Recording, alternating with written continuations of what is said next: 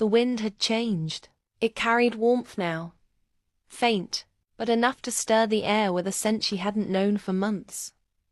Smoke. Leora froze. Her breath caught in her throat. She stood on the ridge above the thawing field, frost softening underfoot, mist curling up in ribbons that shimmered faintly in the afternoon light. Smoke meant fire. Fire meant people, or what was left of them. She followed it cautiously, the world around her holding that strange stillness of half-returned life. Water dripped from the trees in slow, rhythmic drops. Birds remained silent, as if watching. At the base of a hill, she found it, a small camp. The ashes were cold, but the arrangement was unmistakable. A ring of stones blackened by use, a makeshift shelter half collapsed against a fallen trunk, and the remnants of a meal, charred tins, a melted mug. Someone had been here. Leora crouched, running her gloved fingers through the ashes. Still dry. Not ancient. She guessed a few weeks, maybe days. The thought sent a shock of warmth through her chest, followed by the sharp sting of caution. On the side of the tree, someone had carved a symbol, 2 interlocking circles, one faintly smaller than the other. Beneath it, a single word scratched in uneven strokes. Still. She stepped back, reading it again, trying to make sense of it. Still alive? Still here? Still dreaming? A thin unease crept in. That quiet feeling she'd begun to recognize, where the air itself seemed to lean closer. The frost at the base of the tree had melted into perfect circles, as though some quiet pulse of warmth had radiated outward from the carving. She touched the trunk. It was warm. She looked around. The forest silent again. No prints, no movement, no voices. Just that faint warmth, and the echo of human intention lingering in the air. For the first time since the world had gone still, Leora felt less alone and more afraid. The camp felt recent enough that she half expected a figure to emerge from the mist at any moment, to speak her name as if they'd been waiting. But no one came. Only the wind shifted, carrying the words still softly, across the thawing field, until it disappeared into the distance. Leora stood a while longer, memorizing every detail, before gathering what little she could. A scrap of fabric, a piece of wire, the melted mug, tokens of proof that she had not imagined it all. When she finally turned back toward the horizon, the light was dimming. The air shimmered faintly, as though the world itself exhaled. Not quite dream, not yet real, but somewhere in between. The veil, she thought, wasn't just between waking and dreaming. It was between now and what used to be, and it was beginning to thin. By dawn, the frost had retreated from the path entirely. Leora walked through shallow mist, her breath light against the warming air. The scrap of cloth she'd taken from the camp, deep blue, warm thin at the edges, fluttered from her pack like a flag, a reminder that she wasn't the last after all. The trail was faint, but it was there. Broken reeds by the riverbank, footprints softened by thaw, a line of smoke too pale to be natural. She followed it for hours, through the outskirts of what had once been a suburban district, all quiet now, husks of houses half swallowed by frost and vine. By midday she reached the edge of a causeway, and there, rising from the fog, stood what looked like an old communications tower. Its frame was rusted, but the lights impossibly still blinked. At its base, a cluster of structures leaned into one another. Shipping containers, prefab shelters, tents hardened with age. Faded tarps flapped in the wind, their edges scored with the same symbol she'd seen on the tree. 2 interlocking circles. She approached slowly, knife in hand, though the place felt long abandoned. The air was stale with the scent of smoke and oil. Inside one of the shelters, she found a cot, blankets folded, and a small device on the floor, a hand-cranked transmitter. Its dial still glowed faintly.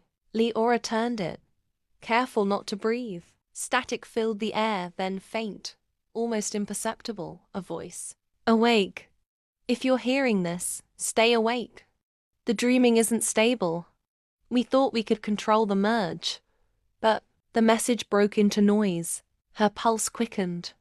She turned the dial again, but the signal faded completely. In another shelter, she found journals, water damaged, pages curled but legible enough to read fragments. Stayed awake through the second phase.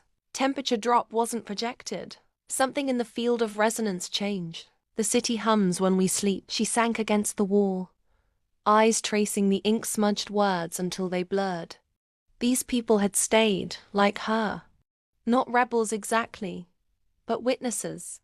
Those who had sensed that the pod's promise of safety was an illusion. She closed the journal, breathing shallowly. The silence that followed was different this time.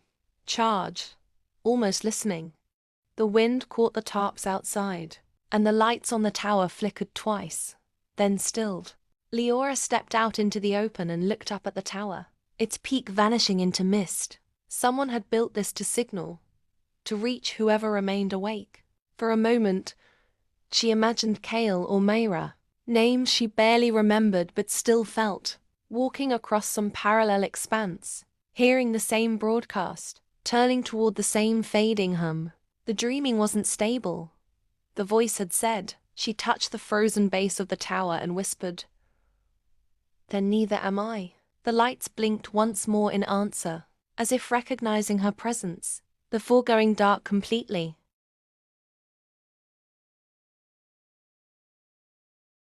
The first sound was a low, metallic hum, too deep to be wind. Leora froze where she stood, eyes on the horizon. The air around the outpost had gone still, unnaturally so. Even the tarps hung motionless, suspended in the half-light. Then the earth shuddered. A ripple passed through the ground beneath her boots, like a breath drawn through stone. The tower above her moaned as its steel supports shifted, cables straining. The hum grew louder, layered with another tone. Higher, sharper, until it seemed the whole sky vibrated. Leora stumbled back, clutching the railing. A pulse of light erupted from the clouds, not lightning, but something slower, deliberate, spreading in concentric rings of pale gold. The mist lifted, and for an instant she saw the city stretched before her, alive with threads of faint luminescence running through its veins. Every building glowed from within, like the bones of a sleeping giant stirring. Her skin prickled. She could feel it again. That resonance, the one she'd sensed in the thawing field, now magnified 100-fold. It passed through her, vibrating in her ribs behind her eyes. She gasped, dropping to her knees as the world itself seemed to exhale. The outpost lights flared to life, one by one. Screens flickered inside the shelters, showing bursts of static and blurred images, faces half seen, mouths moving without sound. A dozen fragments of consciousness, bleeding through the barrier between dream and waking.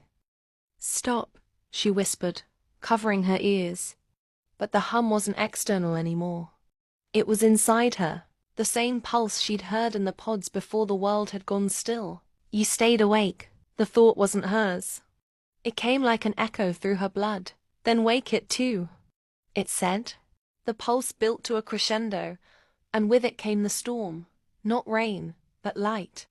Waves of pale fire coursed across the sky, tracing the horizon like veins. The air smelled of ozone and thawing ice. Leora staggered to her feet, watching as frost cracked open along the ground, revealing dark soil beneath. The hum shifted to a rhythm that matched her heartbeat. For a moment, the world and her body moved as one. Then, just as suddenly, the sound cut off. Silence fell, vast, crystalline. The lights dimmed. The tower stood unbroken, though its peak now glowed faintly blue, as if crowned with residual energy. Leora stood trembling, her palms warm where they touched the earth. Whatever had just happened, it hadn't been destruction. It had been response. She turned toward the horizon where the storm had rolled, and there, faintly, she saw movement. A shape in the distance, walking upright through the mist. She couldn't tell if it was human,